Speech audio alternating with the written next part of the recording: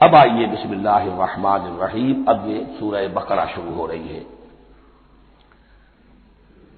سورۃ البقرہ جو 286 آیات پر مشتمل ہے، تقریباً 2.5 پاروں پر پھیلی ہوئی ہے۔ ہر شخص جانتا ہے کہ قرآن حکیم کی حجم کے اعتبار سے سب سے بڑی سورت ہے، لیکن یہ معاملہ صرف حجم کا نہیں ہے۔ نبی اکرم صلی اللہ علیہ وسلم نے اسے سنام القرآن قرار دیا ہے۔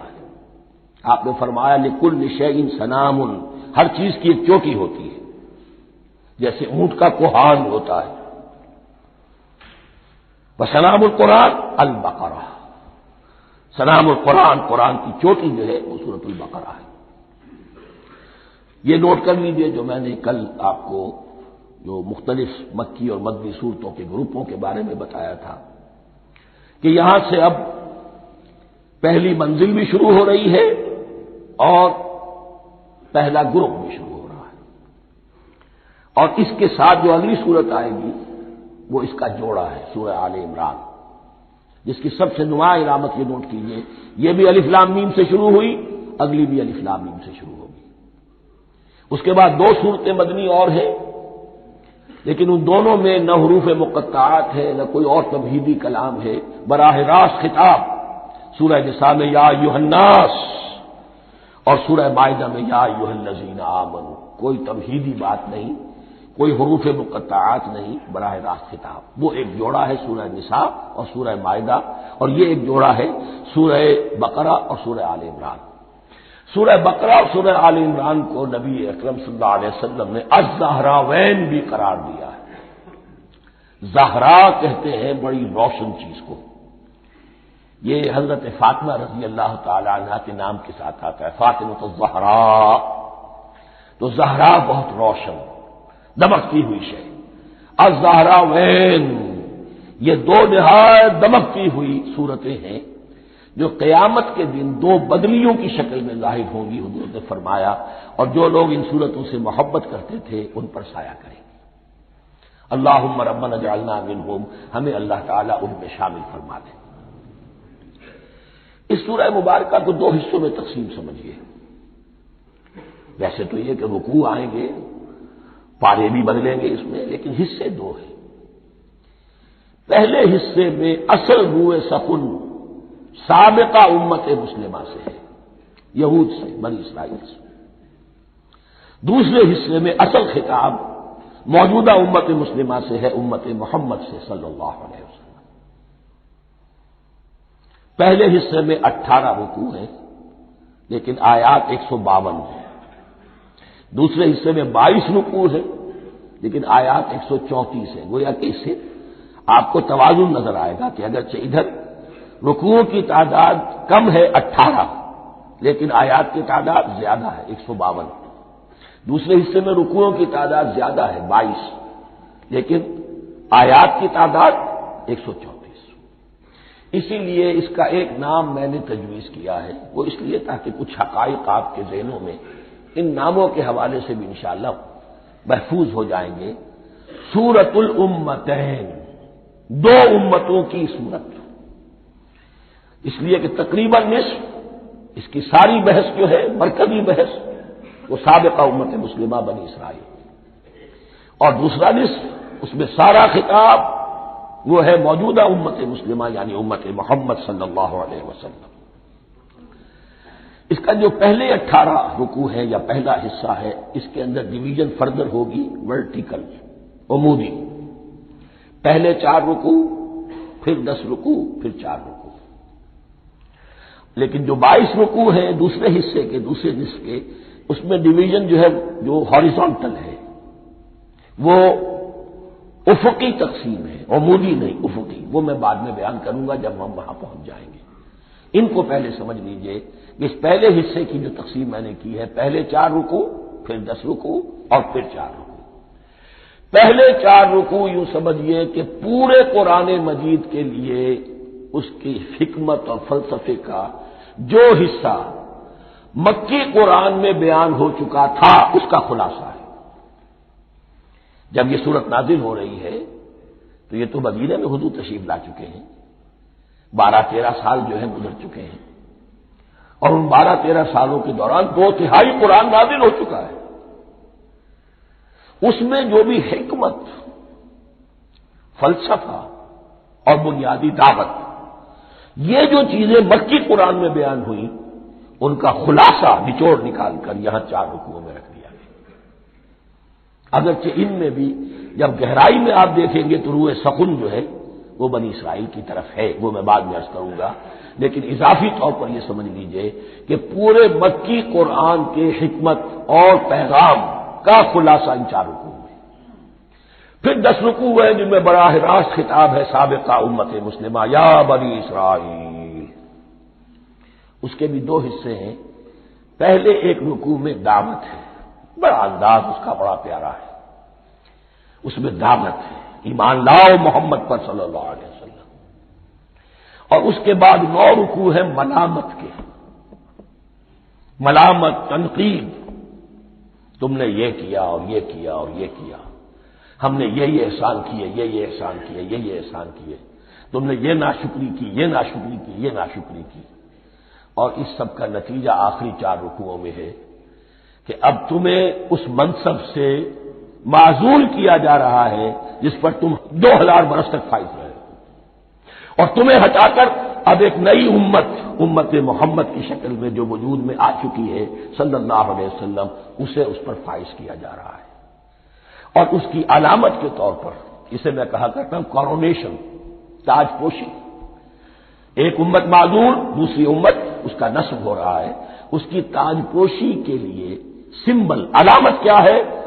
قبلہ تحویل، وہ قبلہ یروشلم سابقہ امت کا قبلہ اب ادھر رخ نہیں ہوگا، اب اہل توحید کا قبلہ یہ مکے کی طرف ہوگا، بیت اللہ کی طرف ہوگا۔ تو تحویل قبلہ کا مضمون ہے جو ان 4 رکوعوں میں آتا ہے۔ تو یہ میں نے تھوڑی سی تمہید جو ہے آپ کے سامنے رکھ دی ہے۔ اب بسم اللہ کیجیے۔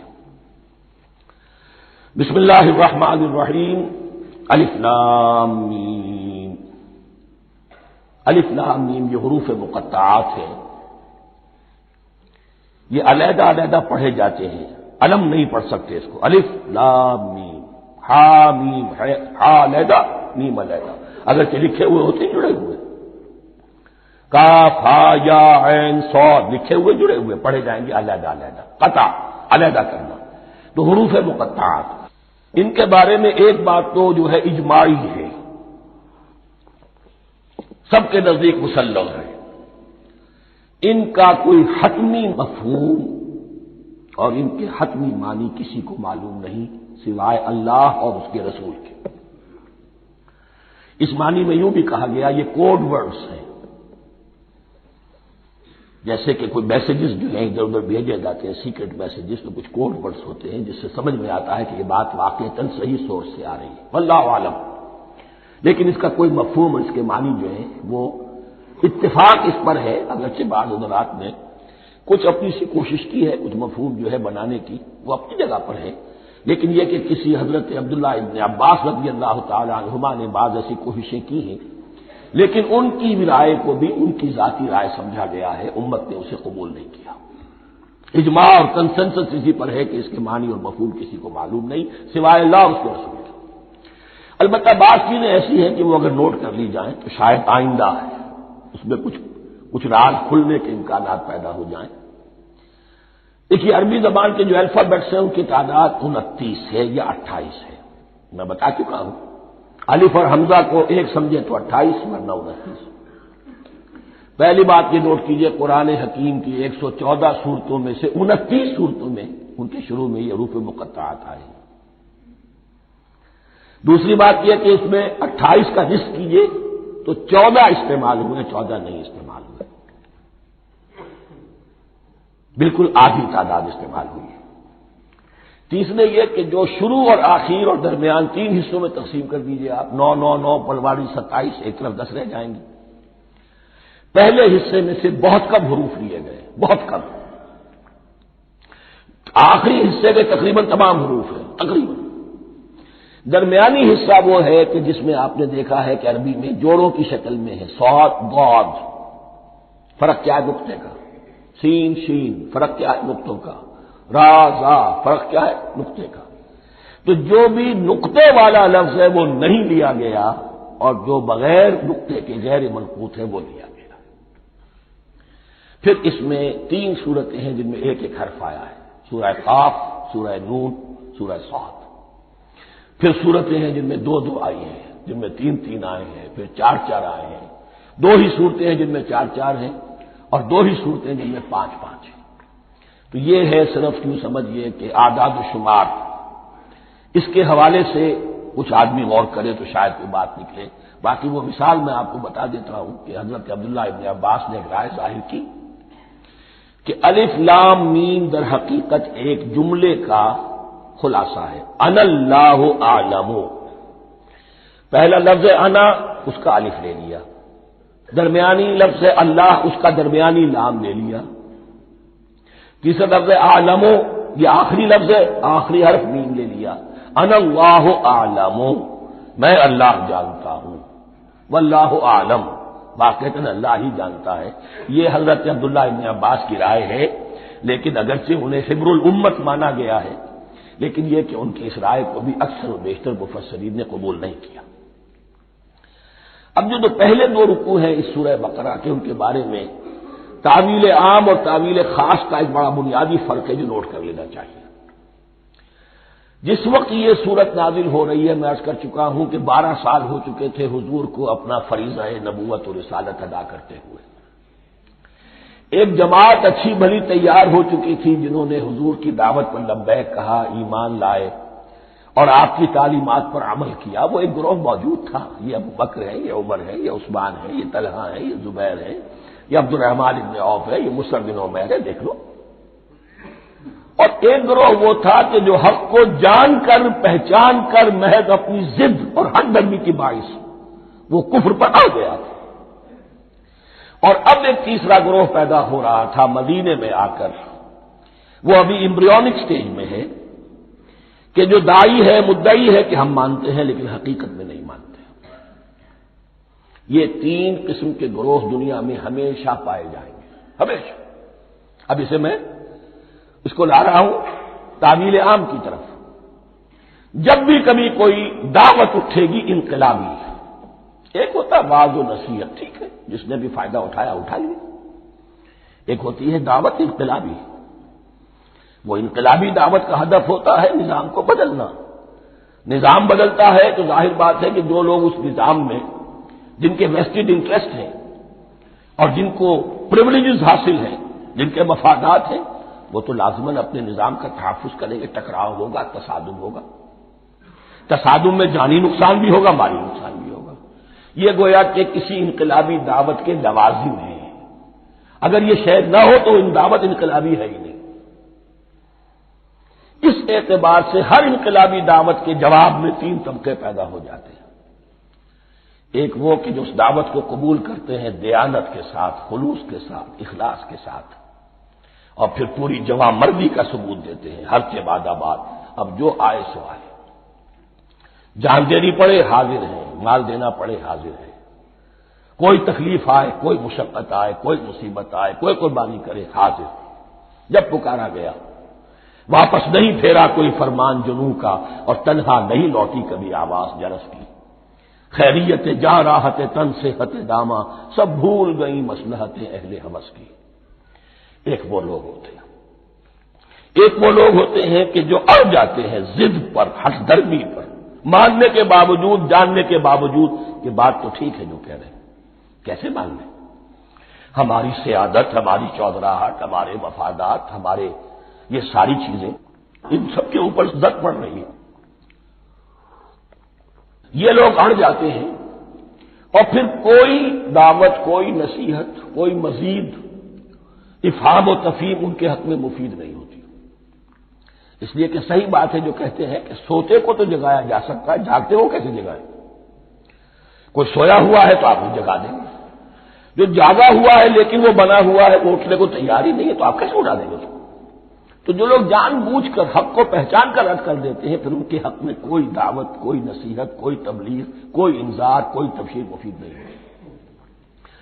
تیسرا درجہ ایسے لوگوں کا ہوتا ہے جو یا تو شروع میں آتے ہی شرارت کے ارادے سے کوئی مصلحت ہے جس کی وجہ سے اس دعوت کو قبول کر لیا، کوئی ذاتی منفعت ہے جس کے لیے قبول کر لیا، یا یہ کہ شروع میں تو اخلاص کے ساتھ آتے ہیں لیکن جب قربانی دینے کا وقت آتا ہے تو ان کے اندر سیرت و کردار کی وہ مضبوطی نہیں ہوتی کہ ہر شباد آباد، یہ نہیں ہوتی، وہ پھر ڈگمگاتے رہتے ہیں، کبھی کچھ چلے پھر کہیں چھٹک کر رہ گئے، پھر کہیں کچھ چلے پھر چھٹک کر رہ گئے۔ یہ تیسرا طبقہ ہے کہ جو کہتا ہے دعوی مدعی ہے کہ ہم نے مانا ہے، قبول کیا ہے، بات ٹھیک ہے، کچھ تھوڑا بہت چلتے بھی، لیکن جہاں مشکل آئی چھٹک کر کھڑے ہو گئے، اوندھے منہ گر پڑے۔ یہ تیسرا طبقہ ہے۔ اس کے لیے لفظ ہمارے ہاں منافقین بھی ہے، لیکن اس رکوع میں آ کر ابھی ان 4 رکوعوں میں نہیں بلکہ سورہ بقرہ میں مکمل میں بھی کہیں نفاق کا لفظ نہیں آیا ہے، اس لیے کہ اسے مرض سے تعبیر کیا گیا ہے۔ یہ مرض ہے اور اس مرض کے ذریعے سے لوگوں کے اندر جو ہے وہ ایک نفاق کا بیج پڑ رہا ہے جو ظاہر ہوگا کہ منافقت پوری کی پوری کھل کر سامنے آ جائے گی۔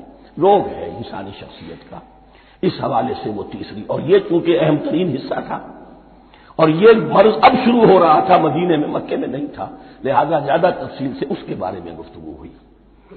اعوذ باللہ من الشیطان الرجیم، بسم اللہ الرحمن الرحیم، الف لام میم، ذالک الکتاب لا ریب فیہ، صدق اللہ العظیم۔ الف لام میم حروف مقطعات ہیں جن کے بارے میں عرض کر چکا ہوں۔ ذالک الکتاب لا ریب فیہ، یہ وہ کتاب ہے اس میں کوئی شک نہیں۔ الکتاب اس لیے کہا گیا ہے کہ قرآن مجید کی پیشین گوئیاں اور خوشخبریاں سابقہ کتابوں میں موجود تھیں، اور کیونکہ اس سورہ مبارکہ میں اصل خطاب کا رخ جو ہے وہ ہے سابقہ امت مسلمہ کی طرف، تو ذالک کتاب نہیں کہا گیا، ذالک کتاب لا ریب فیہ نہیں، ذالک الکتاب یہ وہ کتاب ہے، کتاب موعود ہے جس کی پیشن گوئیاں تورات اور انجیل میں موجود تھیں۔ لا ریب فیہ، اس میں کوئی شک نہیں۔ حرف اورا ریب، نئے، تبدیل، نئے، یہی الفاظ آئے ہیں سورہ سجدہ کے شروع میں بھی، الف لام میم تنزیل الکتاب لا ریب فیہ رب العالمین، لا ریب فیہ من رب العالمین، فیہ ھدی للمتقین۔ فیہ دونوں طرف مل سکتا ہے، لا ریب فیہ اسے معانقہ کہتے ہیں، لا ریب فیہ پڑھیں گے تو ھدی سے شروع کر دیں گے، لا ریب پر ختم کر دیں گے تو فیہ ھدی للمتقین، یہ دونوں معنی درست ہوں گے۔ آپ کو مل جائے گا جو قرآن شریف لے کر بیٹھے ہوئے ہیں کہ حاشیے میں معانقہ نمبر 1 لکھا ہوا ہے، معانقہ عند المتاخرین۔ ھدی للمتقین یہ ہدایت ہے، رہنمائی ہے اہل تقویٰ میں جو بچنا چاہیں۔ تقویٰ کا اصل مفہوم سمجھ لیجئے، بقا یقی کسی کو بچانا، تقویٰ خود بچنا۔ جن لوگوں کے اندر فطرت سلیمہ ہوتی ہے ان میں اخلاقی حس موجود ہوتی ہے، وہ بری چیز سے بچنا چاہتے ہیں، بھلی کو حاصل کرنا چاہتے ہیں، وہ لوگ ہیں کہ جو گویا کہ اس قرآن کا اصل مخاطب ہے، وہی اس سے استفادہ کر سکیں گے۔ الذین یؤمنون بالغیب، اب ان کے کچھ اوصاف، یہ اصل میں بہت زیادہ واضح ہوتا ہے تعویل خاص کے اعتبار سے کہ دیکھ لو درخت کو اپنے پھل سے پہچانتے ہیں، اس قرآن کے پھل موجود ہیں نا، یہ ابو بکر اور عمر اور عثمان اور علی کون ہیں؟ یہ جو مہاجرین آئے ہیں چل کر، مدینے والوں دیکھو یہ کون ہیں، ان کی شخصیتیں کیا ہیں، ان کا کردار کیا ہے، ان کا اوصاف کیا ہے، یہ کس درخت کے پھل ہیں؟ یہ اس بینہ کے پھل ہیں، یہ اس ذکرہ کے پھل ہیں۔ بینہ رسول من اللہ یتلو صحفا مطہرۃ فیہا کتب قیمہ، یہ اس شجرہ مبارکہ کے پھل ہیں، دیکھ لو ان کے کیا شب و روز ہے، الذین یؤمنون بالغیب، جو غیب پر ایمان رکھتے ہیں۔ تعویل عام کے اعتبار سے اس کا بہت اہم مفہوم ہوگا، جو یہ طے کر لے کہ سوائے مادے کی دنیا کے مجھے اس سے آگے جانا ہی نہیں، unless I can verify۔ آپ کو معلوم ہے کہ میٹیریل جو حقائق ہے وہ تو آپ ویریفائی کر سکتے ہیں، آنکھ سے دیکھ سکتے ہیں، کان سے سن سکتے ہیں، ویریفائڈ ہے۔ جو یہ سمجھ لے گا کہ اس کے بیونڈ کچھ نہیں ہے، اس کے لیے قرآن میں کوئی ہدایت نہیں۔ ہدایت قرآنی کا نقطہ آغاز یہ ہے کہ انسان یہ سمجھ لے کہ جو اصل حقیقت ہے وہ مستور ہے، نگاہوں سے چھپی ہوئی ہے، سامنے جو کچھ نظر آ رہا ہے۔ ایک انگلستان کے بہت بڑے فلسفی کی کتاب کا عنوان ہے appearance and reality, reality and appearance, Bradley کی کتاب۔ اپیئرنس جو کچھ نظر آ رہا ہے یہ حقیقت نہیں، حقیقت اس کے پیچھے ہے۔ اور کنفیوشس کا ایک جملہ ہے جو بہت بڑا حکیم اور فلسفی تھا چین کا، بہت بڑا حکیم اور فلسفی، اور ہو سکتا ہے کہ نبی ہو، واللہ عالم، ہم کہہ نہیں سکتے۔ اس کی تعلیم بڑی اخلاقی تعلیم ہے، اور اس کا جملہ سنیے، یہ یؤمنون بالغیب کی اس سے زیادہ صحیح تصریح ممکن نہیں۔ There are certain things, there's nothing more real than what cannot be seen. And there's nothing more certain than what cannot be heard. وہ حقائق جو آنکھوں سے نہیں دیکھے جا سکتے اور کانوں سے نہیں سنے جا سکتے، ان سے زیادہ یقینی اور واقعی حقائق اور کوئی نہیں۔ There's nothing more real than what cannot be seen. And there's nothing more certain than what cannot be heard. الذین یؤمنون بالغیب ویقیمون الصلاۃ، نماز قائم کرتے ہیں، ومما رزقناہم ينفقون، اور جو کچھ ہم نے انہیں دیا ہے اس میں سے خرچ کرتے ہیں، خیر میں، بھلائی میں، نیکی میں، ابنائے نو کی حاجات کو رفع کرنے میں، لوگوں کی تکلیفیں دور کرنے میں، خود اللہ کے لیے، اللہ کی رضا جوئی کے لیے، اللہ کو قرض حسنہ دیتے ہوئے۔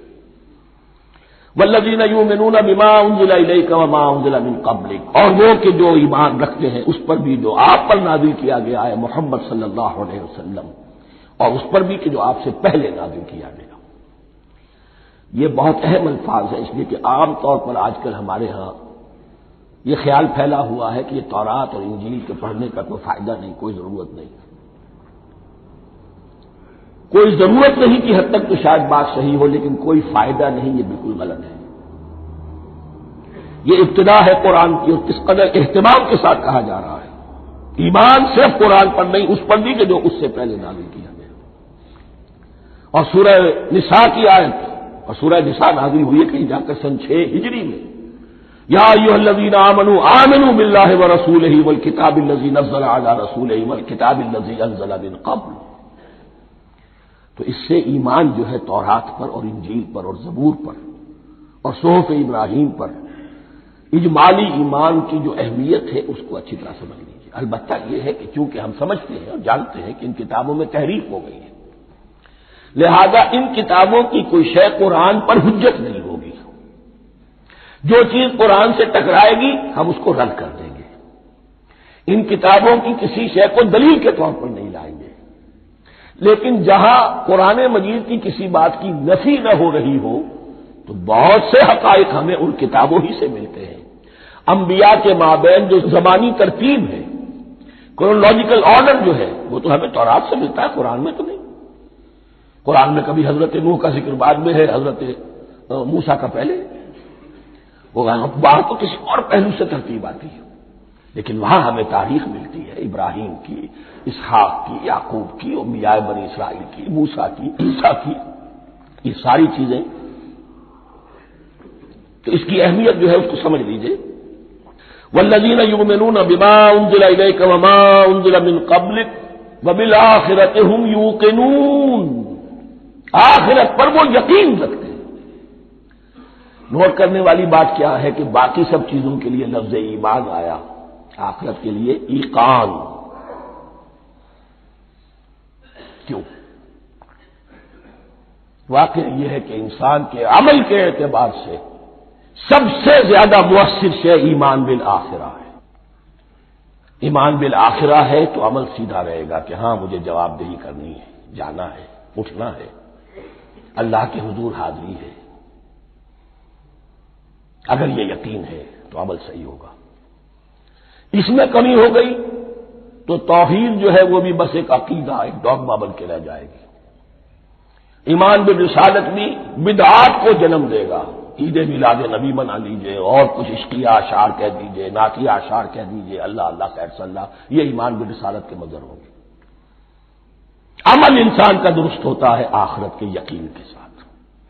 وبالآخرۃ هم یوقنون، آخرت پر انہی کا یقین ہے، انہی کا یقین ہے. یہ حصر بھی ہے اس اعتبار سے کہ یہودی میں مدعی تھے کہ ہم آخرت پر یقین رکھتے ہیں، یہاں کنٹراسٹ دکھایا جا رہا ہے آخرت پر یقین رکھنے والے یہ لوگ ہیں. اور تعویل خاص کے اعتبار سے وہ لوگ موجود ہیں تمہاری نگاہوں کے سامنے. 13 برس کی محنت کی کمائی محمد الرسول اللہ صلی اللہ علیہ وسلم کی اس کتاب کی، یتلو علیہم آیاتہ ویزکیہم ویعلمہم الکتاب والحکمہ، اس کا جو نتیجہ ہے وہ تمہارے سامنے. اولئک علی ھدی من ربہم، یہ وہ لوگ ہیں جو اپنے رب کی طرف سے ہدایت پر ہیں.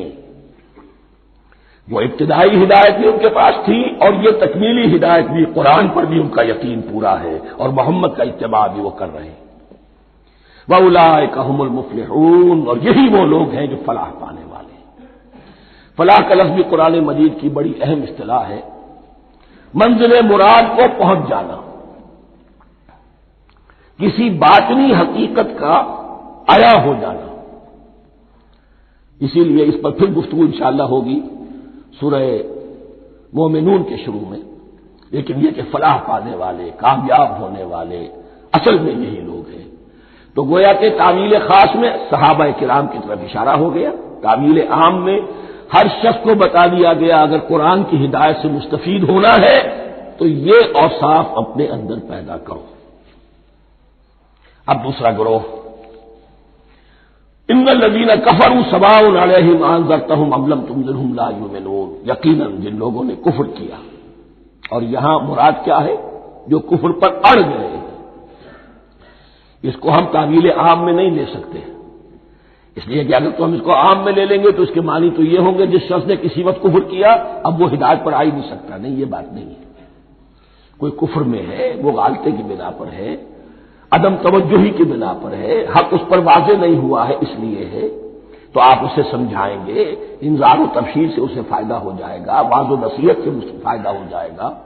ایک وہ ہے کہ جو حق کو سمجھ کر پہچان کر اور پھر اڑ گئے، ضد کی وجہ سے، ہٹ دھرمی کی وجہ سے، تعصب کی وجہ سے، تکبر کی وجہ سے، حسد کی وجہ سے. ان الذین کفروا، ایسے لوگوں کا معاملہ کیا ہے؟ سواء علیہم انذرتہم ام لم تنذرہم لا یؤمنون، برابر ہے ان کے لیے خواہ آپ انہیں سمجھائیں خواہ نہ سمجھائیں، ڈرائیں نہ ڈرائیں، انذار فرمائیں نہ کریں، لا یؤمنون، وہ ایمان لانے والے نہیں. وہی بات جو میں نے کہی تھی کہ سوتے کو جگایا جا سکتا ہے، جاگتے کو کیسے جگائیں. ختم اللہ علی قلوبہم وعلی سمعہم وعلی ابصارہم غشاوہ، ان کے دلوں پر اللہ نے مہر کر دی ہے. کیوں کر دی ہے؟ یہ ابتداء مہر نہیں ہوئی، جب حق کو پہچان کر انہوں نے رد کر دیا، اس کی پاداش میں، اس کی سزا کے طور پر. ختم اللہ علی قلوبہم، اللہ نے ان کے دلوں پر مہر کر دی ہے، وعلی سمعہم، اور ان کی سماعت پر بھی، وعلی ابصارہم غشاوہ، اور ان کی آنکھوں کے سامنے پردہ پڑ چکا ہے. یہ مضمون سورہ یاسین کے شروع میں پھر آئے گا بہت شر و بست کے ساتھ. وَلَهُمْ عَذَابٌ عَظِيمٌ، اور ان کے لیے تو اب بہت بڑا عذاب ہے. یہ دوسرا گروہ ہو گیا. ایک رکوع میں 2 کو سمیٹ لیا گیا، کل ابھی 7 آیتیں ہوئی ہیں. ایک وہ گروہ جس نے قرآن مجید کی دعوت سے صحیح استفادہ کیا، ان میں طلب ہدایت کا مادہ موجود تھا، ان کی فطرتیں سلیم تھیں، ان کے سامنے دعوت آئی، قبول کی، اور قرآن کے بتائے ہوئے راستے پر چلے. وہ گلے سرسبد ہیں، وہ شجرہ قرآنی کے نہایت مبارک اور مقدس وہ اس کے پھل ہیں. ایک گروہ وہ ہے جس نے حق کو پہچانا لیکن اس کو رد کر دیا اپنے تعصب یا ہٹ درمی کی وجہ سے. ان کا ذکر آ گیا بہت اختصار کے ساتھ، اس لیے کہ ان کا ذکر آپ کو بہت تفصیل سے مکی صورتوں میں ملے گا. اب آیا تیسرا گروہ، وَمِنَ النَّاسِ، اور لوگوں میں کچھ ایسے بھی ہیں، مَن يَقُولُ آمَنَّا بِاللَّهِ وَبِالْيَوْمِ الْآخِرِ وَمَا هُم بِمُؤْمِنِينَ، جو کہتے تو یہ ہے کہ ہم ایمان رکھتے ہیں اللہ پر بھی اور یوم آخر پر بھی، مگر وہ حقیقت میں مومن نہیں ہے. یہاں ایک بات سمجھ لیجئے، اکثر اور بیشتر مفسرین نے اس تیسری کیٹیگری کے بارے میں یہی رائے قائم کی ہے کہ یہ منافقین مذکور ہے یہاں، اگرچہ لفظ منافق یا لفظ نفاق نہیں آیا یہاں. لیکن مولانا نیاسر اصلاحی صاحب نے ایک رائے ظاہر کی ہے جو بڑی قیمتی ہے، وہ یہ کہ یہاں ایک کردار کا نقشہ کھینچ دیا گیا ہے، غور کرنے والے غور کر لیں، دیکھ لیں، جس پر بھی وہ چسپاں ہو جائے۔ اور بالفعل جب یہ آیات نازل ہو رہی تھی تو دو طبقات پر یہ کردار نگاری جو ہے، یہ جو شخصیت کا ہیولہ کھینچا جا رہا ہے، وہ دو کے اوپر راست آ رہا تھا۔ ایک علماء یہود، وہ بھی کہتے تھے کہ ٹھیک ہے محمد جو کہہ رہے ہیں ہم بھی اللہ کو مانتے ہیں، آخرت کو بھی مانتے ہیں، اسی لیے یہاں رسالت کا ذکر نہیں ہے۔ بھئی ہم محمد ہی کو نہیں مانتے نا صلی اللہ علیہ وسلم، باقی اگر 1.25 نبی آئے ہیں تو باقی 1.25 کو تو ہم مانتے ہیں، ایک محمد کو نہیں مانا، ایک عیسیٰ کو نہیں مانا، بس۔ تو ہمیں بھی مانا جانا چاہیے کہ ہم بھی مسلمان ہیں۔ ایک یہ ان کی رائے ہے، اور واقعہ یہ ہے کہ یہاں اس طریقے کا تذکرہ ہو رہا ہے کہ جس سے ان کا کردار بھی جھلک رہا ہے، روح سخن ان کی طرف جا رہا ہے۔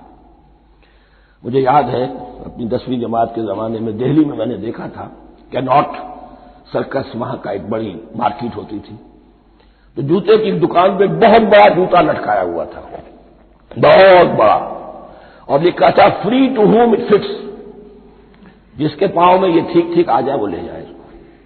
تو یہ free to whom it fits ہے، ایک کردار ہے، اب یہ کردار جس کے اوپر بھی فٹ بیٹھ جائے۔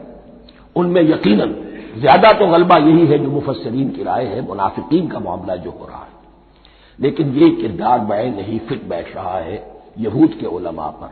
اور یہ بھی نوٹ کر لیجئے کہ جو مدینہ منورہ میں نفاق کا جو پودا پروان چڑھا ہے، بلکہ پودا نہیں کہنا چاہیے، جھاڑ جھکاڑ جو پروان چڑھا ہے، وہ یہودیوں کے زیر اثر، جیسے جنگل کے اندر بڑے بڑے درخت بھی ہوتے ہیں اور اندر جو ہے نیچے جھاڑیاں بھی ہوتی ہیں، تو یہ نفاق کا جھاڑ جھکاڑ جو ہے وہ یہودی علماء کا جو پودا تھا اور وہ بڑا تھا، اس میں کوئی شک نہیں، اس کے سائے میں پروان چڑھا ہے۔ ان دونوں میں معنوی ربط بھی ہے۔ وَمِنَ النَّاسِ مَن يَقُولُ آمَنَّا بِاللَّهِ وَبِالْيَوْمِ الْآخِرِ وَمَا هُم بِمُؤْمِنِينَ، اور لوگوں میں سے کچھ ایسے بھی ہیں جو کہتے تو یہ ہے کہ ہم ایمان رکھتے ہیں اللہ پر اور یوم آخر پر، لیکن وہ مومن نہیں ہیں۔ يُخَادِعُونَ اللَّهَ وَالَّذِينَ آمَنُوا وَمَا يَخْدَعُونَ إِلَّا أَنفُسَهُمْ، وہ دھوکہ دینے کی کوشش کر رہے ہیں اللہ کو اور اہل ایمان کو۔ دیکھیے یخادعون جو ہے یہ باب مفعلہ ہے، باب مفعلہ میں کشمکش ہوتی ہے، کشاکش ہوتی ہے، لہذا ترجمہ میں نے کیا کوشش کر رہے ہیں۔ وما یخدعون الا انفسهم، یہ ثلاثی مجرد میں آ گیا، اور نہیں دھوکہ دے رہے مگر صرف اپنے آپ کو، یہ یقینی ہے اپنے آپ کو تو دھوکہ دے رہے ہو، لیکن یہ کہ اللہ اس کے رسول کو اور اللہ اور اہل ایمان کو دھوکہ نہیں دے سکتے۔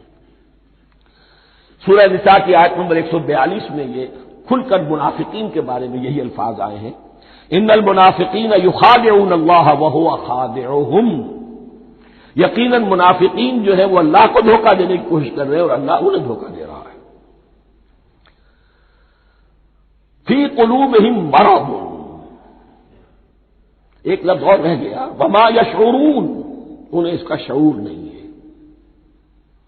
یہ بہت اچھی طرح نوٹ کر لیجیے، منافقین کی بھی اکثریت وہ تھی جنہیں اپنے نفاق کا شعور نہیں تھا،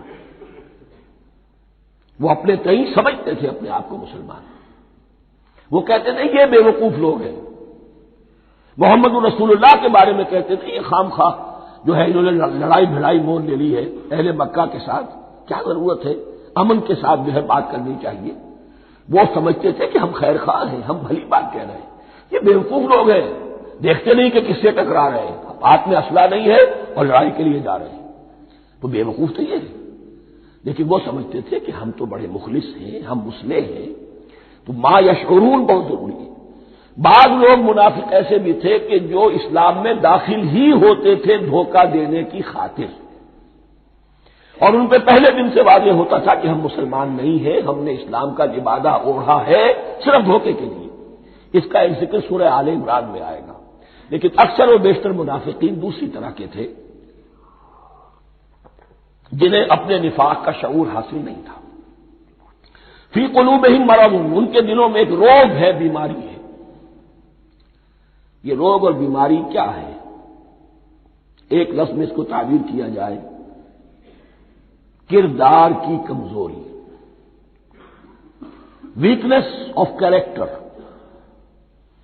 ایک شخص وہ ہوتا ہے کہ جو سمجھتا ہے یہ حق ہے، حق کے بعد آباد، اب جو ہو سو ہو.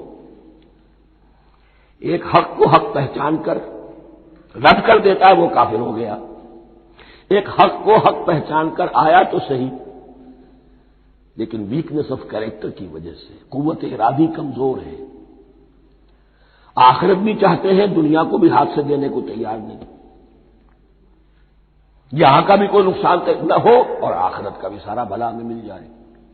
یہ وہ لوگ ہیں در حقیقت کہ اس کو کہا روگ.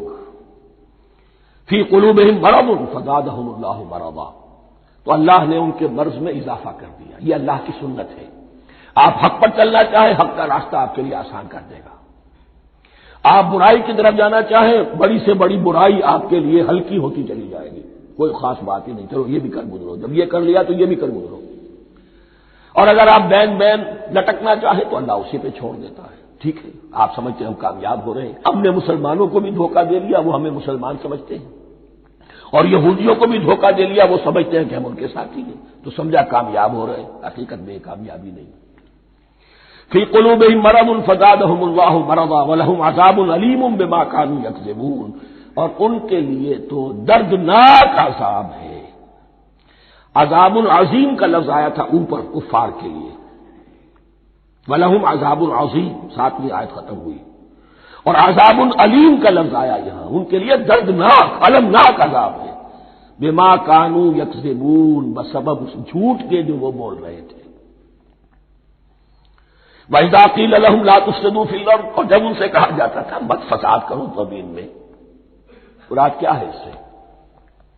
کہ جب محمد کو مان لیا کہ اللہ کے رسول ہیں، اب ٹھیک ٹھیک پیروی کرو، ان کے پیچھے چلو، ان کا حکم ہے تو جنگ کے لیے نکلو، ان کی طرف سے تقاضا آتا ہے مال پیش کرو، اور اگر تم اس سے کتراتے ہو تو فساد مچا رہے ہیں، جماعتی زندگی کے اندر فتنہ و فساد پیدا کرو. وَإِذَا قِيلَ لَهُمْ لَا تُفْسِدُوا فِي الْأَرْضِ قَالُوا إِنَّمَا نَحْنُ مُصْلِحُونَ، وہ کہتے تھے نہیں ہم تو صلح کرانے والے ہیں، اصلاح کرنے والے ہیں. ہم چاہتے ہیں لڑنا بیڑنا کوئی اچھی بات نہیں ہے، ٹکراؤ تصادم یہ کوئی اچھے کام تھوڑا ہی ہے، بس ٹھنڈے ٹھنڈے دعوت دیتے رہو، جو چاہے قبول کر لے، جو چاہے رد کر دے.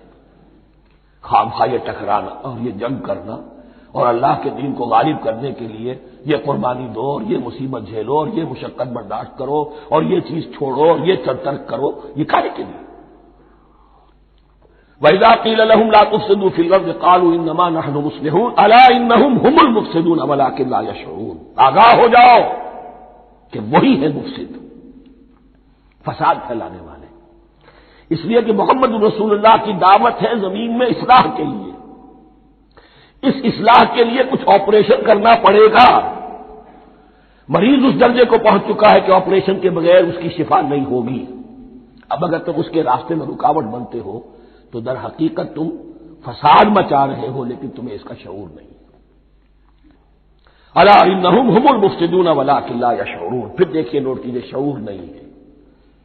شعوری نفاق اور شے ہے، غیر شعوری نفاق ہے کہ جس کا یہ سارا تذکرہ ہو رہا ہے.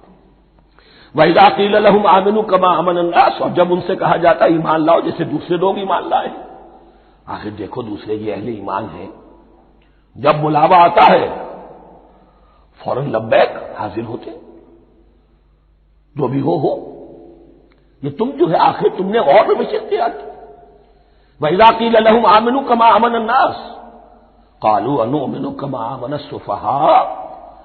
وہ کہتے ہیں کہ کیا ہم ایمان لائے جیسے یہ بے وقوف لوگ ایمان لائے. انہیں تو اپنے نفع کی فکر، نہ نقصان کی فکر، نہ خطرات کا کوئی خیال، نہ اندیشوں کا کوئی گمان. جان جائے مال جائے، اولاد کو چھوڑ دیں، گھر بار چھوڑ کے آ گئے ہیں. ان سے بڑے بے وقوف کون ہوں گے؟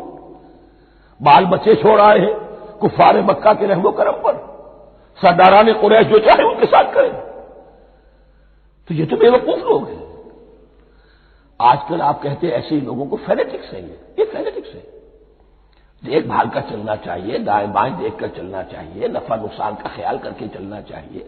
چاہے حق ہے ٹھیک ہے، لیکن بہرحال اپنی مصلحتوں کو بھی اور اپنے اہل و عیال کی مصلحتوں کو بھی دیکھنا چاہیے. یہ لوگ تو معلوم ہوتا ہے کہ بالکل دیوانے ہو گئے، فینیٹکس ہو گئے. وَإِذَا قِيلَ لَهُمْ آمِنُوا كَمَا آمَنَ النَّاسُ قَالُوا أَنُؤْمِنُ كَمَا آمَنَ السُّفَهَاءُ أَلَا إِنَّهُمْ هُمُ السُّفَهَاءُ وَلَٰكِن لَّا يَعْلَمُونَ. آگاہ ہو جاؤ کہ وہی بے وقوف ہیں لیکن انہیں علم نہیں ہے. وہ صادق الایمان جو ایمان کی ہر تقاضے کو پورا کرنے کے لیے ہر وقت حاضر ہے، ان سے بڑا عقل مند کوئی نہیں، ان سے بڑا سمجھدار کوئی نہیں. انہوں نے یہ جان لیا ہے کہ اصل زندگی آخرت کی زندگی ہے، یہ نہیں ہے. یہ تو عارضی ہے، کل نہیں آج ختم ہو جائے، آج نہیں ابھی ختم ہو جائے، کیا فرق پڑے گا؟ جانا تو ہے، اب نہیں تو کل، کل نہیں تو پرسوں جانا تو ہے. تو عقل تو ان کے اندر ہے. الا انہم هم السفہاء ولکن لا یعلمون واذا لقوا الذین آمنوا قالوا آمنا. اور جب یہ ملتے ہیں ان سے جو اہل ایمان ہیں تو کہتے ہیں ہم بھی ایمان رکھتے ہیں. اب یہ ان دونوں پر آئے گا. عام جو یہودی تھے وہ بھی کہتے تھے کہ ہم بھی تو آخر اللہ کو مانتے ہیں، آخرت کو مانتے ہیں. اور منافق تو تھے ہی جو رسول کو بھی مانتے تھے. وَإِذَا خَلَوْا إِلَىٰ شَيَاطِينِهِمْ. اور جب یہ اپنے شیطانوں کے پاس خلوت میں ہوتے ہیں، اور یہاں شیاطین سے مراد ہیں اہل کتاب یہود کے علماء، ان کے سردار، یا عبداللہ ابن ابی جو منافقین مدینہ کا سردار تھا. اگر وہ کبھی ملامت کرتا ہے دیکھو تم تو معلوم ہوتا ہے بالکل مسلمانوں میں شامل ہی ہو گئے پوری طرح سے، تمہیں کیا ہو گیا، تم ہر بات مان رہے ہو. اب انہیں یہ کچھ نہ کچھ اپنی وفاداری کا یقین دلانے کے لیے کہنا پڑتا تھا، نہیں نہیں ہم انہیں بیوقوف بنا رہے ہیں، ہم ان سے ذرا تمسخر کر رہے ہیں، ہم ہیں آپ کے ساتھ ہی، آپ فکر نہ کریں. اسی لیے یہ دو منہ ہونا، نفق کہتے ہیں سرنگ کو جس کے دو دروازے ہوتے ہیں، باقی زیر زمین ہے. نافقہ گوہ کا بل ہے کہ دو دروازے رکھتا ہے، دو اس کے منہ رکھتا ہے کہ ادھر سے اگر کتا داخل ہو جائے شکار کے لیے تو ادھر سے نکل بھاگے، ادھر سے آئے تو ادھر سے نکل بھاگے. تو دو منہ انسان، یہ در حقیقت جس کو پھر سورہ نساء میں کہا گیا لا الہ الا ولا الہ الا، نہ ادھر کے ہیں نہ ادھر کے، مذبذبین بین ذلک، اس کے درمیان مذبذب ہو کر رہ گئے. یہ شیطان کا لفظ یہاں سمجھ لیجئے کہ اس کے دو رائے ہیں کہ یہ شطنہ سے بنا ہے یا شات سے بنا ہے، شین الف توئے یا شین طا نون. شطنہ کے معنی تباہ ادا کو بہت دور ہو گیا، دور ہو گیا. شیطان سے مراد جو اللہ کی رحمت سے بہت دور ہو گیا. اور شاتا یشیتوں کے معنی ہے احترق غضبا وحسدا، کوئی شخص غصے اور حسد کے اندر جل رہا ہو، وہ شاتا یشیتو ہے. اس سے فعلان کے وزن پر، رحمان کے وزن پر، غضبان کے وزن پر شیطان، یعنی وہ کہ جو حسد اور غضب کی آگ میں جل رہا ہے. تو یہ ایک تو شیطان وہ ہے کہ جو جنات میں سے ہے، جس کا نام عزازیل تھا پہلے، اب ہم اسے ابلیس کے نام سے جانتے ہیں. وہ ایک شیطان ہے، جنی ہے. پھر یہ کہ جو بھی اس کے پیروکار ہیں دنیا میں انسانوں میں سے ہو یا جنات میں سے ہو، وہ بھی شیاطین ہیں. اسی طرح اہل کفر، اہل زیغ کے جو بڑے بڑے سردار ہوتے ہیں ان کو بھی شیطان سے تعبیر کیا گیا. وَإِذَا خَلَوْا إِلَىٰ شَيَاطِينِهِمْ قَالُوا إِنَّا مَعَكُمْ. اور جب وہ خلوت میں ہوتے ہیں، علیحدگی میں ہوتے ہیں اپنے شیاطین کے پاس، سرداروں کے پاس، کہتے ہیں ہم تو آپ کے ساتھ ہیں. انما نحن مستہزئون، یہ تو ہم ان مسلمانوں کو بیوقوف بنا رہے ہیں، ان سے استہزاء کر رہے ہیں، تمسخر کر رہے ہیں. ہم تمسخر میں کہہ دیتے ہیں کہ ہم بھی آپ کے ساتھ ہیں، آمنا. اللہ یستہزئ بہم ویمدہم فی طغیانہم یعمہون. حقیقت کیا ہے کہ اللہ ان کا مذاق اڑا رہا ہے اور ان کو ڈھیل دے رہا ہے کہ وہ اپنے عقل کے اندھے پن میں بڑھتے چلے جائیں. اللہ تعالیٰ جیسا میں نے عرض کیا رسی دراز کرتا ہے. کوئی شخص غلط راستے پر جائے گا جاؤ بھائی، فوراً تو نہیں پکڑتا، اگر فوراً پکڑ لے تو سیدھا ہو جائے گا، چلتے جائے، جانا چاہتے جاؤ. تو ان کو بھی رسی دراز کر رہا ہے اللہ. لیکن یہ کہ اللہ یستہزئ بہم، یہ سمجھتے ہیں کہ مسلمانوں کا مذاق اڑا رہے ہیں، اصل میں مذاق ان کا اڑ رہا ہے اللہ کے نزدیک. وَيَمُدُّهُمْ فِي طُغْيَانِهِمْ يَعْمَهُونَ. اب یہاں ذرا نوٹ کر لیجئے، یہ دو لفظ آئیں گے، عین میم اور ہا، امہ ہے کے ساتھ. ایک ہے عین میم اور یا، امج. تو عین اور میم تو مشترک ہے یا آخر میں فرق ہوگا، عین میم اور ہا ہوگا اس کے معنی عقل کا اندھا، دل کا اندھا. آنکھیں تو ہے لیکن دل کا اندھا ہے، عقل کا اندھا ہے. اور عین میم یا جو آنکھوں کا اندھا ہو، عمیٌ اندھے، اعمیٰ اندھا. تو یہاں فرمایا انا معکم انما نحن مستہزئون اللہ یستہزئ بہم ویمدہم فی طغیانہم یعمہون. اللہ ان کو اس جو ان کی عقل کے اندھے پن میں جو یہ بڑھتے چلے جا رہے ہیں، اللہ بھی ان کی رسی دراز کر رہا ہے تاکہ یہ جہاں تک جانا چاہتے چلے جائیں. اولئک الذین اشتروا الضلالۃ بالہدی، یہ وہ لوگ ہیں کہ جنہوں نے ہدایت کے عوض گمراہی خرید لی ہے. دیکھیے بڑا پیارا انداز ہے یہ. ایک شخص کے سامنے دونوں آپشنز تھے، ایک نے گمراہی کو چھوڑا، ہدایت لے لی، چاہے قیمت دینی پڑی، تکلیفیں اٹھانی پڑی، آزمائشوں میں سے گزرنا پڑا، قربانیاں دینی پڑی، ہدایت لی. اور ایک شخص نے ہدایت دے کر گمراہی لے لی. آسانی تو ہو گئی، فوری تکلیف سے تو بچ گئے. لا الہ الا اللہ ولا الہ الا اللہ، دونوں طرف سے اپنے آپ کو بچا لیا. لیکن حقیقت میں سب سے زیادہ گھاٹے کا سودا یہی ہے. اولئک الذین اشتروا الضلالۃ بالہدی، ہدایت دے کر اور ضلالت خرید لی. فما ربحت تجارتہم، تو ان کی تجارت ان کے حق میں ہرگز مفید نہیں ہوئی.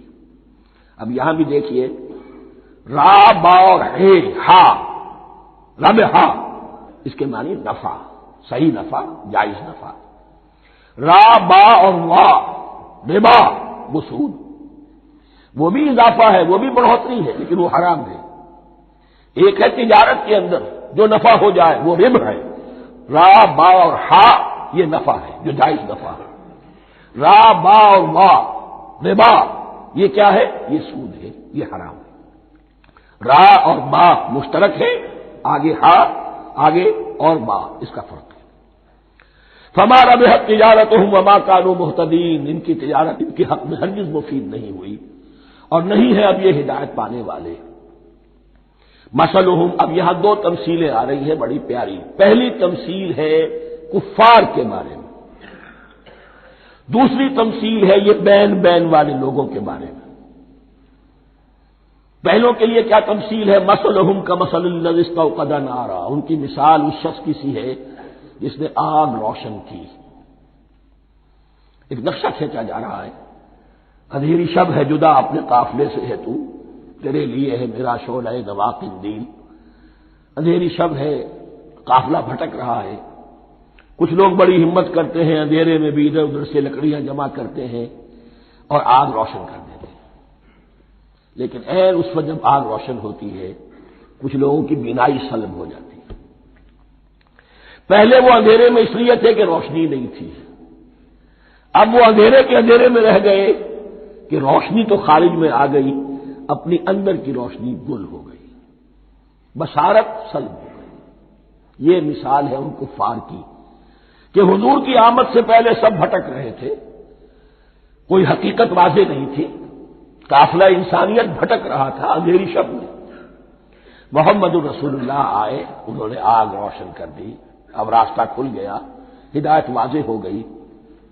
لیکن کچھ ضد یا تعصب یا تکبر یا حسد کی بنیاد پر کچھ لوگوں کی اندر کی بینائی ظاہر ہو گئی. تو وہ تو ویسے کے ویسے بھٹک رہے ہیں جیسے پہلے اندھیرے میں تھے، ویسے اب اندھیرے میں ہے. روشنی میں آنے والے تو وہ ہیں، دیکھ لو جن کا ذکر سب سے پہلے ہوا ہے. مثلہم کمثل الذی استوقد نارا، اس شخص کی سی ہے کہ جس نے آگ روشن کی. فلما اضاءت ما حولہ، جب اس آگ نے اپنے ماحول کو گردا گرد کو روشن کر دیا، ذهب اللہ بنورہم، اللہ ان کی نور بصارت کو لے گیا، سلب کر لیا اللہ نے. وترکہم فی ظلمات لا یبصرون، اور چھوڑ دیا انہیں ان اندھیروں کے اندر کہ وہ کچھ نہیں دیکھتے. صم بکم عمی فہم لا یرجعون، اسم کہتے ہیں بہرے کو، سم جمع ہے اس کی، سم. اب کمو کہتے ہیں گونگے کو، بکمن اس کی جمع ہے. آما کہتے ہیں اندھے کو، عمیٌ اس کی جمع ہے. یہ بہرے ہیں، گونگے ہیں، اندھے ہیں. فہم لا یرجعون، اب یہ لوٹنے والے نہیں. یہ کون ہے؟ ابو جہل ہے، ابو لہب ہے، ولید بن مغیرہ ہے، عقبہ ابن ابی معیط ہے. یہ سب کے سب ابھی زندہ ہے جب یہ آیات نازل ہو رہی ہیں. ابھی تو غزوہ بدر ہوگا سن 2 ہجری میں، اور اس میں یہ سب جو ہے واصل جہنم ہوں گے. ابھی تک تو ہے نا. یہ لوگ ہو گئے اس کی مثال. مثلهم كمثل الذي استوقد نارا فلما أضاءت ما حوله ذهب الله بنورهم وتركهم في ظلمات لا يبصرون صم بكم عمي فهم لا يرجعون. اب دوسری مثال. او كصيب من السماء، یا بڑی زور کی بارش برس رہی ہے آسمان سے. فيه ظلمات، اس میں اندھیرے بھی ہیں، ورعد، اور گرج ہے، وبرق، اور بجلی چمک رہی ہے. یجعلون اصابعهم فی اذانهم من الصواعق حذر الموت. کچھ لوگ ہیں کہ جو اپنی انگلیاں اپنے کانوں کے اندر ٹھونسے ہوئے ہیں کہ وہ جو کڑک ہے اس سے ان کی جانیں نہ نکل جائیں، موت نہ آ جائے. کڑکا ایسا ہے کہ اس کڑکے سے بچنے کے لیے اپنی انگلیاں اپنے کانوں میں ٹھونس رکھی ہیں. حذر الموت، موت کے خوف سے. واللہ محیط بالکافرین، اللہ ایسے کافروں کا احاطہ کیے ہوئے، بچ کر کہاں جائیں گے. یکاد البرق یخطف ابصارهم، قریب ہے کہ بجلی ان کی نگاہوں کو لے جائے، ان کی بینائی کو سلب کر لے. کلما ضاء لهم، لیکن ہوتا کیا ہے جب ذرا روشنی ہوئی تو چل لیے. مشوا فیہ، بجلی چمکی کچھ نظر آ گیا دائیں بائیں تو کچھ تھوڑا سا چل لیے.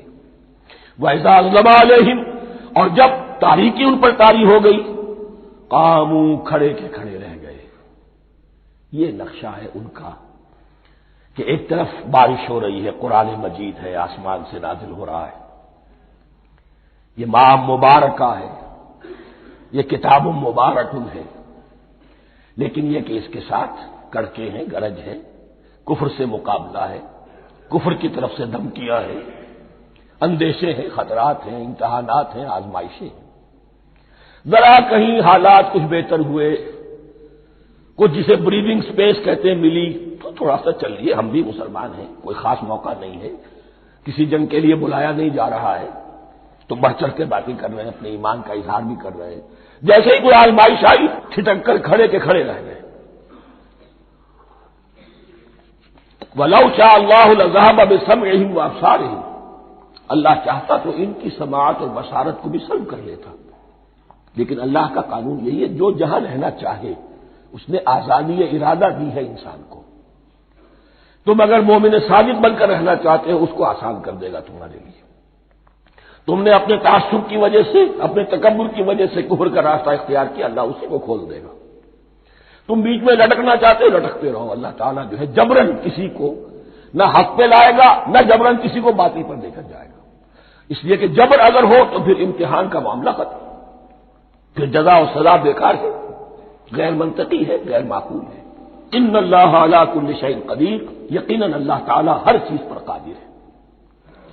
یہ 2 رکوع اس اعتبار سے کہ انسانی شخصیتوں کا سمجھنا، اور جیسا کہ میں نے عرض کیا قابل عام ذہن میں رکھیے، جب بھی کبھی کوئی دعوت حق اٹھے گی، اگر وہ واقعتاً کل کے کل حق کی دعوت ہے اور اس میں انقلابی رنگ ہے کہ باطل سے پنجہ آزمائی کرنی ہے، باطل کو نیچا دکھانا ہے، حق کا غلبہ کرنا ہے، تو یہ 3 قسم کے افراد لازماً ہمیشہ وجود میں آ جائیں.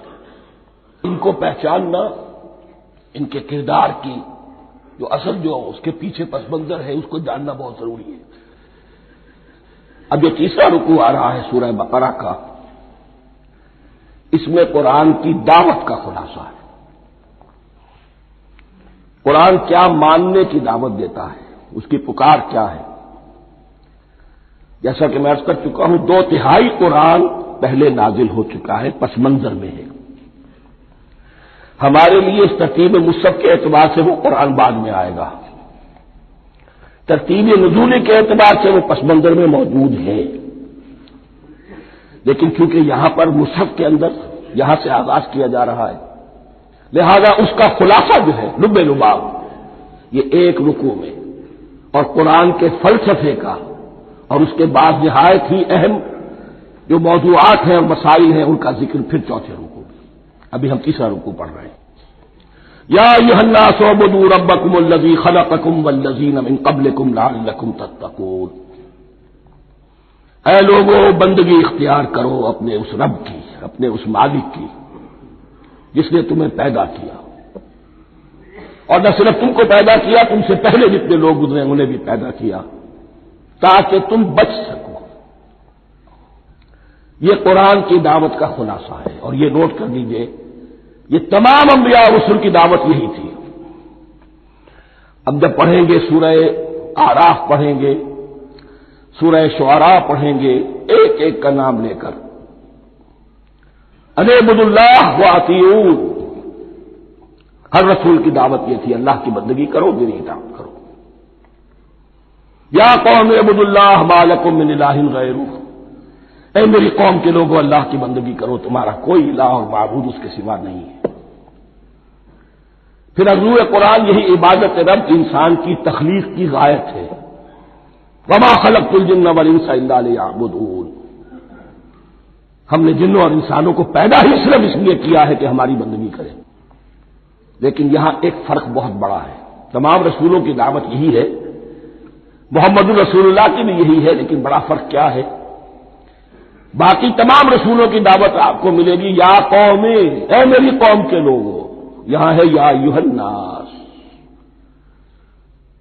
اے بنی آدم، اے بنی نوع انسان۔ معلوم ہوا کہ تمام رسول حضور سے پہلے صرف اپنی اپنی قوموں کی طرف آئے ہیں، پہلے اور آخری اور کامل رسول ہیں اللہ کے محمد صلی اللہ علیہ وسلم، جن کی دعوت آفاقی ہے۔ یا ایھا الناس، یا قوم نہیں، یا ایھا الناس اعبدوا ربکم الذی خلقکم والذین من قبلکم۔ اس میں دلیل بھی آ گئی کہ عام طور پر لوگ جو ہے غلط راستے پر اس دلیل سے جمے رہتے ہیں کہ ہمارے آباء و اجداد کا راستہ یہی تھا۔ تو بھائی جیسے تم مخلوق ہو ایسے وہ بھی تو مخلوق تھے، جیسے تم خطا کر سکتے ہو وہ بھی تو خطا کر سکتے تھے۔ لہذا یہ نہ دیکھو کہ آباء و اجداد کا راستہ کیا تھا، دیکھو یہ کہ حق کیا ہے، لعلکم تتقون، تاکہ تم بچ جاؤ، دنیا میں افراط و تفریط کے دھکوں سے بچ جاؤ گے، آخرت میں اللہ کے عذاب سے بچ جاؤ گے۔ ان دونوں سے اگر بچنا ہے تو اللہ کی بندگی کی روش اختیار کرو۔ اچھا کس رب کی؟ الذی جعل لکم الارض فراشا والسماء بناء، جس نے تمہارے لیے زمین کو فرش بنا دیا اور آسمان کو چھت بنا دیا۔ وانزل من السماء ماء، اور آسمان سے پانی برسایا، فاخرج به من الثمرات رزقا لکم، اور پھر اس پانی کے ذریعے سے زمین سے میووں کی شکل میں، پیداوار کی شکل میں تمہارے لیے رزق اگایا۔ فلا تجعلوا للہ اندادا وانتم تعلمون، تو ہرگز نہ اللہ کا مد مقابل کسی کو ٹھہراؤ جانتے بوجھتے۔ وانتم تعلمون کا ایک مطلب یہ بھی ہے کہ تم بھی مانتے ہو کہ اس کائنات کا خالق اللہ کے سوا کوئی نہیں، اہل عرب بھی مانتے تھے، جو ان کے دیوی دیوتا تھے وہ سمجھتے تھے کہ یہ اللہ کے اوتار ہیں یا اللہ کے ہاں بہت یہ پسندیدہ ہیں، اللہ کے محبوب ہیں، اس کے اولیاء ہیں، اس کی بیٹیاں ہیں، لہذا یہ شفاعت کریں گے تو ہمارا بیڑا پار ہو جائے گا، ورنہ خالق وہ مانتے تھے اللہ ایک ہی ہے۔ جب تم یہ مانتے ہو کائنات کا خالق ایک، مدبر ایک، تو اب کسی کو اس کا مد مقابل نہ بناؤ۔ انداز ند کی جمع ہے، لا ضد لہ ولا ند لہ، اللہ کا کوئی مد مقابل نہیں۔ اس میں یہاں تک بات ہے کہ حضور اس درجے، اس توحید کی باریکیوں تک پہنچا کر گئے ہیں اس امت کو کہ کسی صحابی نے ایسے ہی کہہ دیا ما شاء اللہ وما شئت، جو اللہ چاہے اور جو آپ چاہیں۔ حضور نے فوراً ٹوک دیا اجعلتنی للہ ندا، کیا تو نے مجھے اللہ کا مد مقابل بنا دیا ہے؟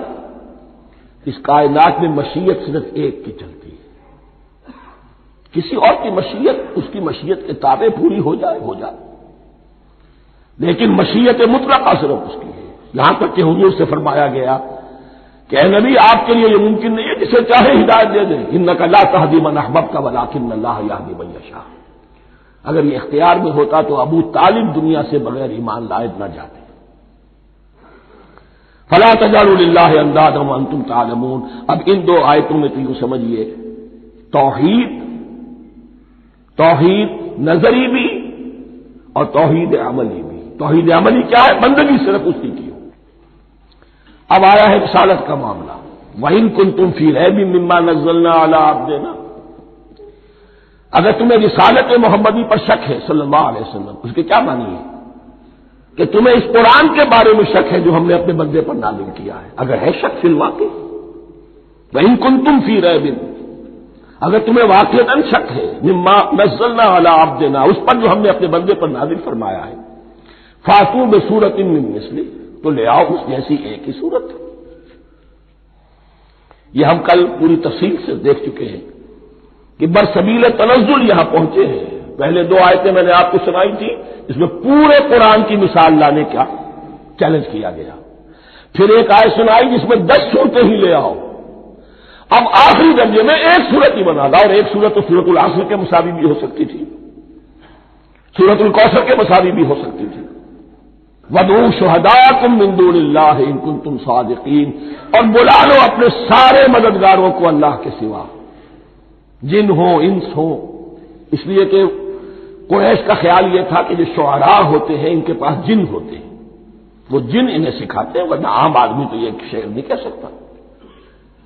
تو تمہارا اگر کوئی گمان ہے، کوئی جنات سکھانے والے ہیں، کوئی انسان ہے، خطیب ہے، شعراء ہے، ادیب، سب کو جمع کر، ان کنتم صادقین۔ اب یہ ہے بہت ہی، جس کو میں نے کل کہا تھا، آپ کو یاد ہوگا، قرآن کا انداز کیا ہوتا ہے کہ وہ اپنے اندر جھانکنے کی دعوت دیتا ہے۔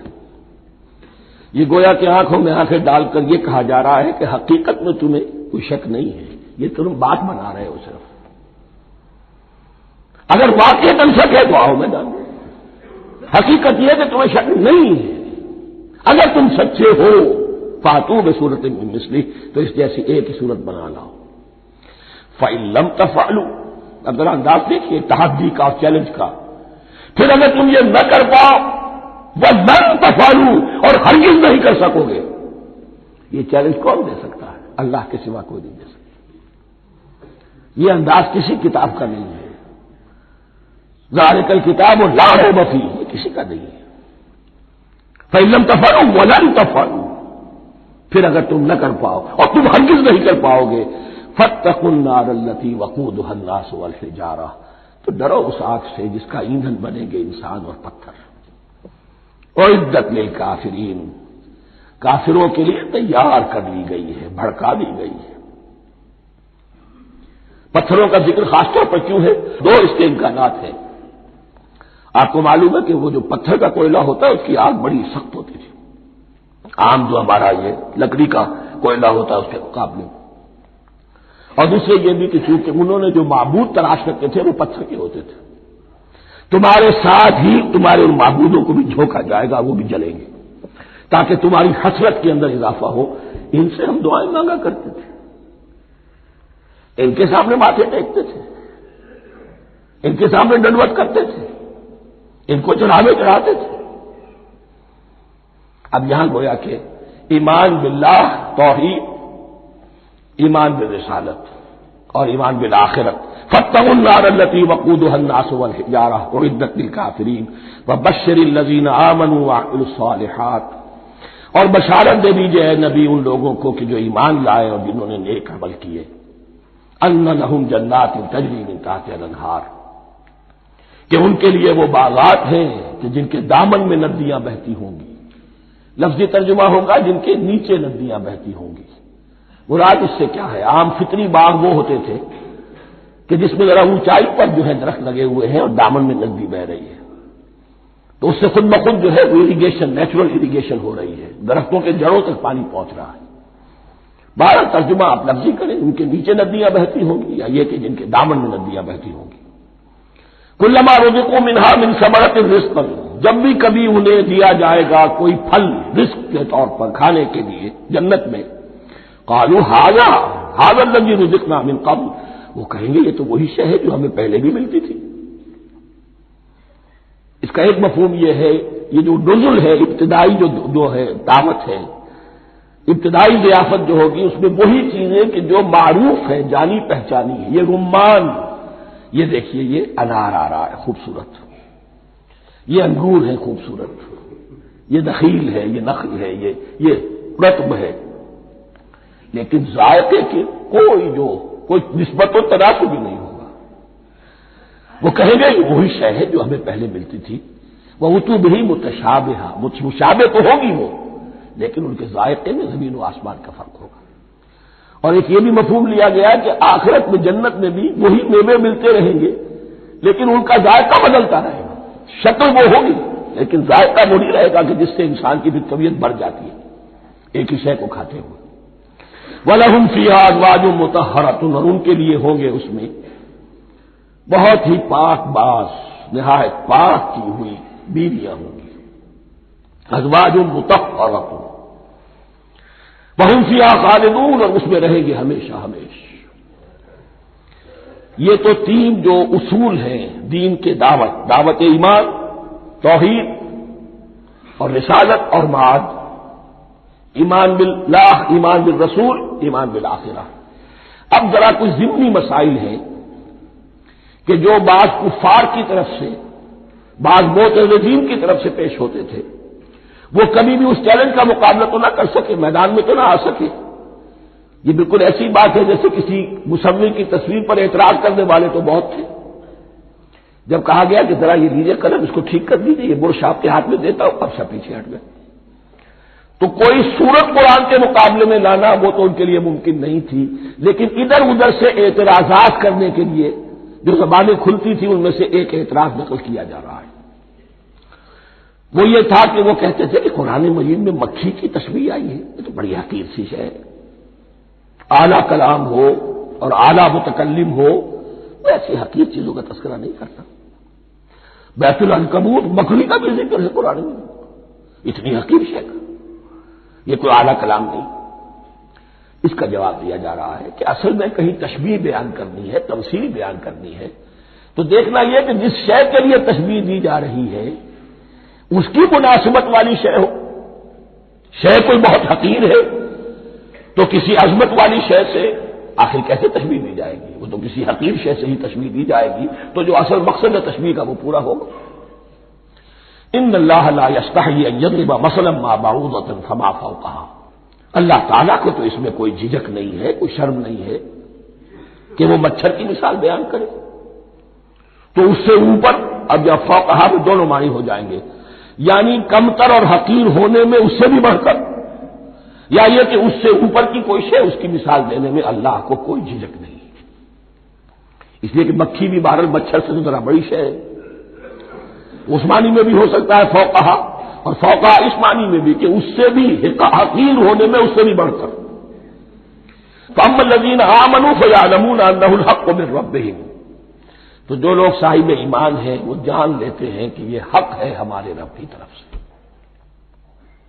وَأَمَّا الَّذِينَ كَفَرُوا، اور جنہوں نے کفر کیا ہے، فَيَقُولُونَ مَاذَا أَرَادَ اللَّهُ بِهَذَا مَثَلًا، یہ کیا مثال اللہ نے دی، کیا ارادہ ہوا اللہ کا اس مثال کے ذریعے سے، داغ بہت چڑھا رہے ہیں، اعتراض کر رہے ہیں۔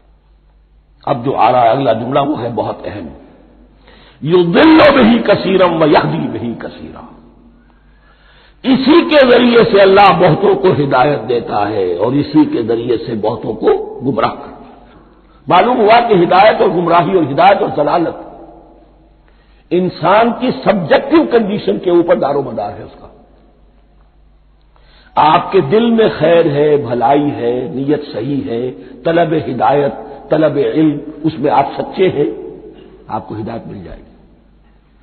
دل میں زیغ ہے، کجی ہے، نیت میں ٹیڑھ ہے، فساد ہے، تو اسی کے ذریعے سے اللہ آپ کی گمراہی میں اضافہ کر دے گا۔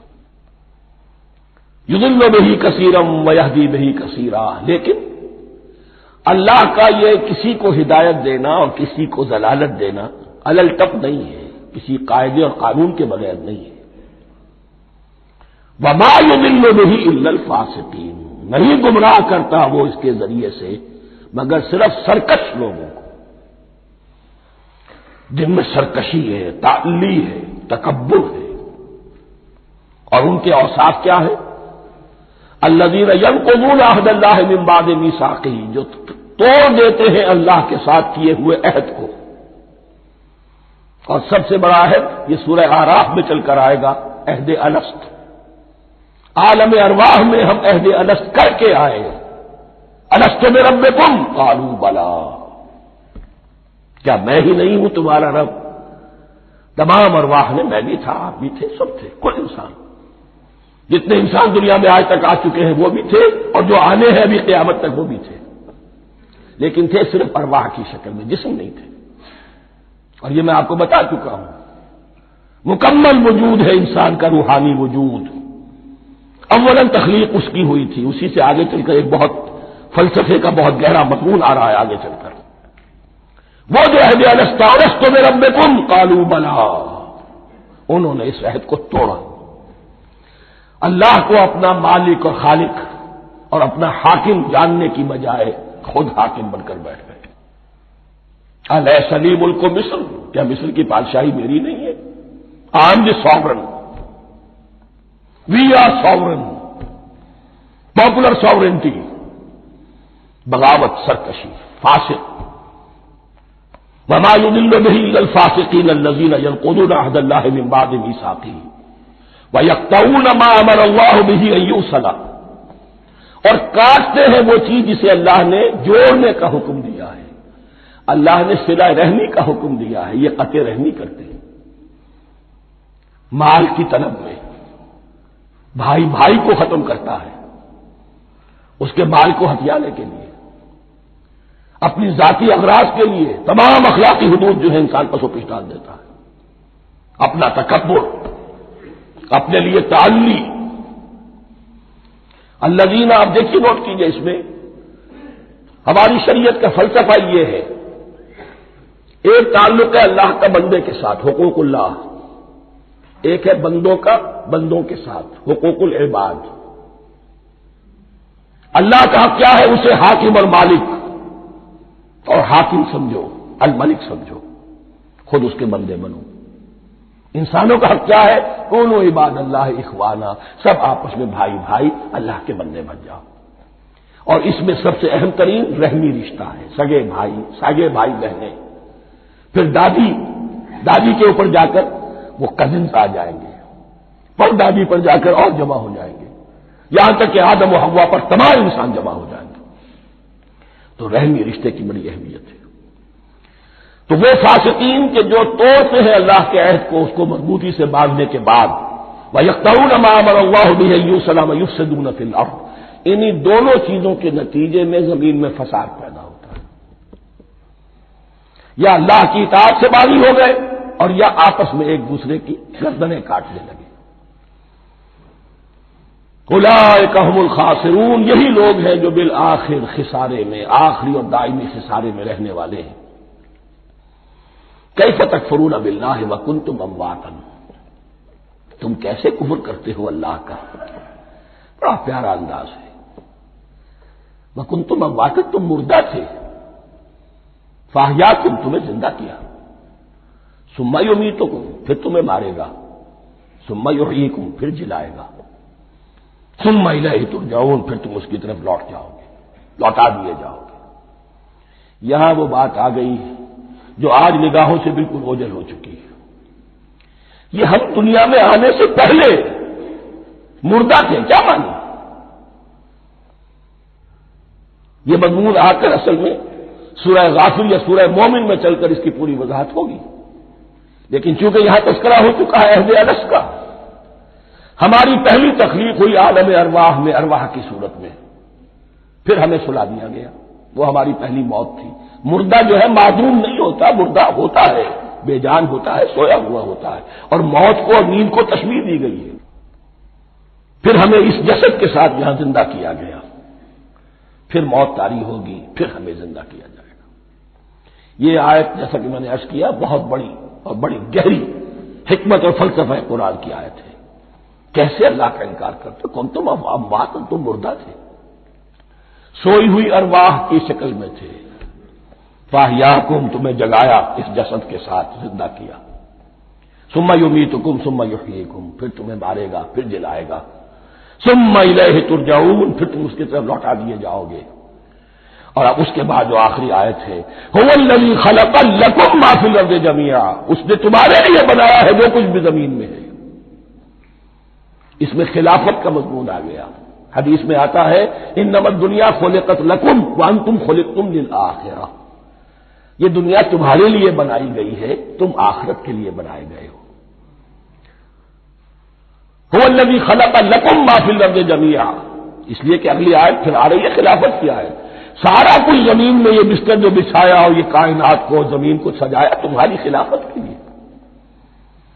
ثم استوى الى السماء فسواهن سبع سماوات، پھر وہ متوجہ ہوا آسمانوں کی طرف اور انہیں 7 آسمانوں کی شکل میں بنا دیا۔ جیسا کہ میں کل عرض کر چکا ہوں، یہ تاحال ابھی یہ آیات متشابہات میں سے ہے۔ 7 آسمانوں کی کیا حقیقت ہے ہم اس سے ابھی پورے طور سے واقف نہیں۔